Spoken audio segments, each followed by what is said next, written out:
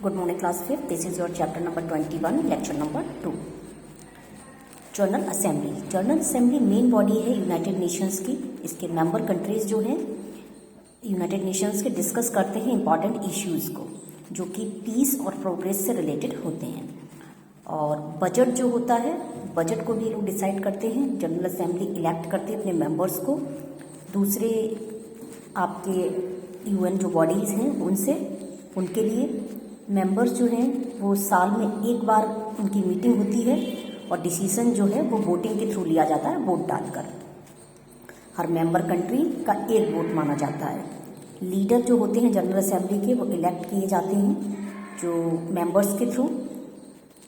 वह पर्सन या आपका वो मैन भी हो सकता है, वुमेन भी हो सकता है. लीडर इसका वो प्रोवाइड कराता है leadership to the general assembly and help करता है वो अंडरस्टैंडिंग जो नेशन है उनके बीच में अंडरस्टैंडिंग बनाने की.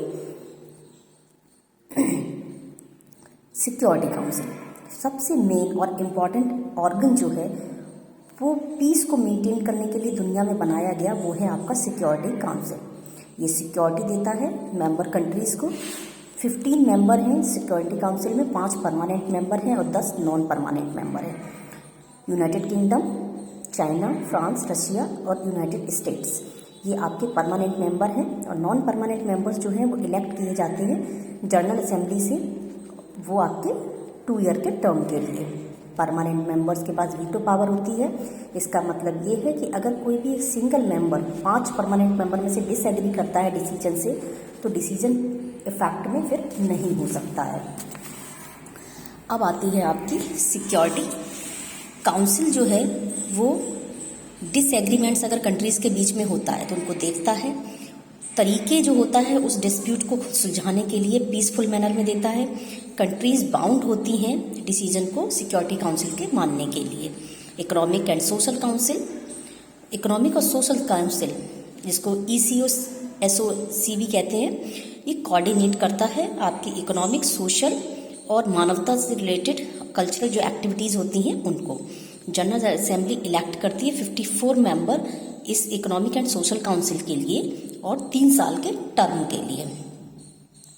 International court of justice ICJ, international court of justice जो है मेन जुडिशियल ब्रांच है आपकी यूएन की और ये आपकी लोकेट है हैग में, इस नीदरलैंड्स में. और इनका कोर्ट जो है इसमें 15 जजेस होते हैं और जनरल असेंबली से इलेक्ट किए जाते हैं और सिक्योरिटी काउंसिल से ये डिस्प्यूट को सेटल करते हैं नेशंस के बीच में और अपनी एडवाइस देते हैं इंटरनेशनल लॉ के ऊपर. द ट्रस्टीशिप काउंसिल प्रेजेंटली अभी सस्पेंड है वो, और जबकि ये 1945 में बनाई गई थी सुपरवाइज करने के लिए कुछ टेरिटरीज़ को अपने मेंबर स्टेट्स की. इसका एम था कि ये उन कंट्रीज़ को हेल्प करे इंडिपेंडेंस को अचीव करने के लिए और सेल्फ गवर्नेंस के लिए. 1994 से जब गोल अचीव हो गया तो इस काउंसिल को डिसॉल्व कर दिया गया, ख़त्म कर दिया गया.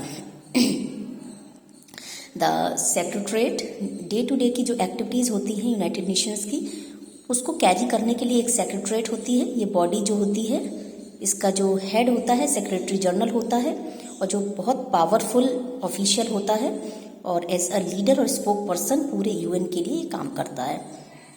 यूएन स्पेशल एजेंसीज, यहाँ पर कुछ स्पेशल एजेंसीज हैं यूनाइटेड नेशंस की जिसमें एक्सपर्ट होते हैं अलग अलग कंट्रीज से, अलग अलग फील्ड से. ये एक्सपर्ट वर्क करते हैं मेंबर कंट्रीज के बेनिफिट के लिए. स्पेशल एजेंसीज जो होती हैं वो सपोर्ट करती हैं यूएन के ऑब्जेक्टिव्स को. सबसे पहले आता है यूनेस्को. यूनेस्को की फुल फॉर्म है United Nations Educational, Scientific and Cultural Organisation और ये 1946 में क्रिएट किया गया था ताकि इंटरनेशनल कोलैबोरेशन में को प्रमोट करे एजुकेशन, साइंस और कल्चर के फील्ड में. इसने ट्राई किया था कि रेस्पेक्ट जो है वो लोगों के अंदर जनरेट करी जा सके एक दूसरे के लिए. यूनेस्को ने एक ग्रेट रोल प्ले किया था एजुकेशन को स्प्रेड करने में, शिक्षा को फैलाने के लिए, नेचुरल एनवायरनमेंट को प्रोटेक्ट करने के लिए और कल्चर जो हेरिटेज होता है, ठीक है, हर कंट्री का अपना एक कल्चर होता है, उसको बचाने के लिए. फिर आता है हमारा यूनिसेफ. यूनिसेफ जो है यूनाइटेड नेशन चिल्ड्रंस फंड होता है जो इम्प्रूवमेंट के लिए काम करता है बच्चों की हेल्थ, न्यूट्रिशन, एजुकेशन और जनरल वेलफेयर के लिए. WHO वर्ल्ड हेल्थ ऑर्गेनाइजेशन इसकी फुल फॉर्म है.